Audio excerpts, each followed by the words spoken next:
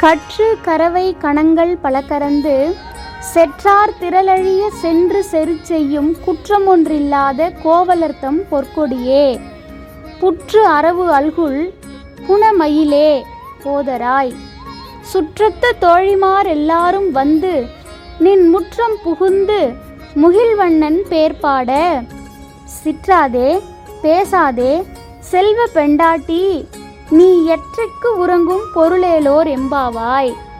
அனைவருக்கும் வணக்கம். இன்று மார்கழி மாதம் 11ஆம் நாள். அதனால் திருப்பாவையின் 11ஆம் பாசுரத்தை பார்த்துக்கிட்டு இருக்கோம். இந்த பாசுரத்தில் எழுப்பப்படக்கூடிய தோழி பூதத்தாழ்வாரை ஒத்த ஒரு தோழி அப்படின்னு சொல்லியிருக்காங்க. கற்று கரவை கணங்கள் பல கறந்து. கறவை கணங்கள் அப்படின்னு சொல்லும்போதே நம்ம பசுக்களை சொல்கிறோம், கறவை மாடுகளை சொல்கிறோன்னு தெரியுது. அது எப்படிப்பட்ட கறவைகள் அப்படின்னா, கற்று இளமையான கண்ணன் வந்ததுக்கப்புறம் ஆயர் குலத்தில் வயதான மாடுகளோ பால் கறக்கும் வலிமை இல்லாத மாடுகளோ இல்லவே இல்லையா. அதனால் இளமையாக இருக்கக்கூடிய நிறைய பால் சொரியக்கூடிய மாடுகளை உடையது தான் இந்த ஆயர்பாடி. அப்போ அந்த ஆயர்பாடியில் கணங்கள் அப்படின்னு சொல்லியிருக்காங்க பாருங்கள். கூட்டம் கூட்டமாக ஒரு மாடு பால் கறக்கிறதே கஷ்டம். இதில் கூட்டம் கூட்டமாக நிறைய மாடுகள், அத்தனை மாடுகளுக்கும் பால் கறக்கக்கூடிய தன்மை உடையவங்க இந்த கோவலர்கள். அதான் கற்று கறவை கணங்கள் பல கறந்து அப்படின்னு சொல்லியிருக்காங்க. சரி, அவங்க பால் கறக்கிறவங்க தானே அப்படின்னு நம்ம நினச்சிடக்கூடாது. அவங்களுக்கு வீரத்திலையும் ஈடுபாடு இருக்குது. அவங்க வீரம் மிக்கவங்க அப்படிங்கிறத செற்றார் திரளழிய சென்று செரு செய்யும் குற்றம் ஒன்று இல்லாத கோவலர் அப்படின்னு சொல்லியிருக்காங்க. அதாவது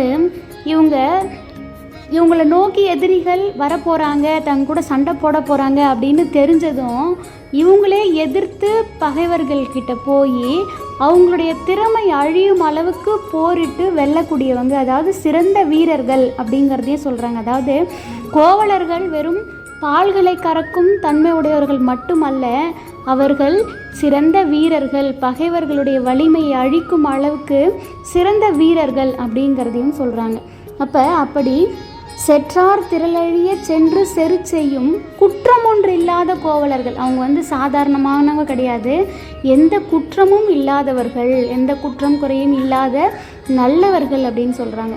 கோவலர்கள் அவர்களுடைய பொற்கொடியே, கோவலர்த்தம் பொற்கொடியே.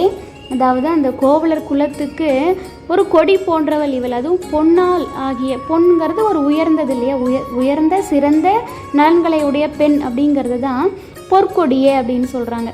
புற்று அரவு அல்குல், அதாவது புற்றுல இருக்கக்கூடிய பாம்பை போன்ற மறைவிடம் கொண்டவளே, பெண்ணினுடைய பிற்பகுதியை சொல்லக்கூடிய ஒரு இது. ஸோ புற்று அரவு அல்குல். அடுத்து புனமயிலே, அதாவது பொய்கையில் மகிழ்ந்து அழகாக ஆடிக்கொண்டிருக்கும் மயில் போன்றவளே போதராய், எழுந்து வந்து கதவு தர. உன்னை நாங்கள் புனை மயிலே அப்படின்னு சொல்லியிருக்கோம். அந்த மயில் போன்ற நடையை நாங்களும் பார்க்கணும், அதனால எழுந்து வந்து கதவை தர அப்படின்னு சொல்கிறாங்க.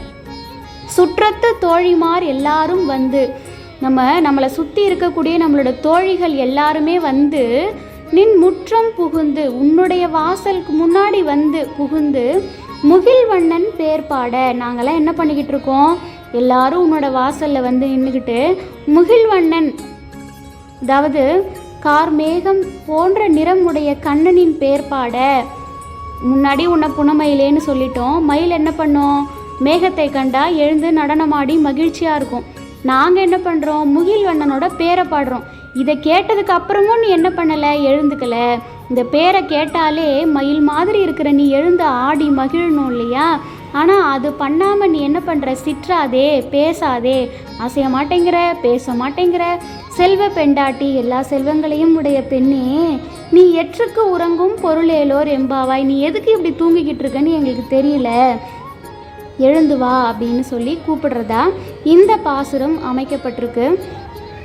மீண்டும் ஒரு முறை பாசுரத்தை பார்க்கலாம். கற்று கரவை கணங்கள் பல கறந்து செற்றார் திரளழிய சென்று செரு செய்யும் குற்றம் ஒன்று இல்லாத கோவலர்த்தம் பொற்கொடியே புற்று அரவு அல்குல் புனைமயிலே போதராய் சுற்றத்து தோழிமார் எல்லாரும் வந்து நின் முற்றம் புகுந்து முகில்வண்ணன் பேர்பாட சிற்றாதே பேசாதே செல்வ பெண்டாட்டி நீ எற்றுக்கு உறங்கும் பொருளேலோர் எம்பாவாய் அப்படின்னு சொல்லியிருக்காங்க. நிச்சயம் இந்த 11ஆம் பாசுரம் உங்களுக்கு பயனுள்ளதாகவும் பலன் தருவதாகவும் அமையும்.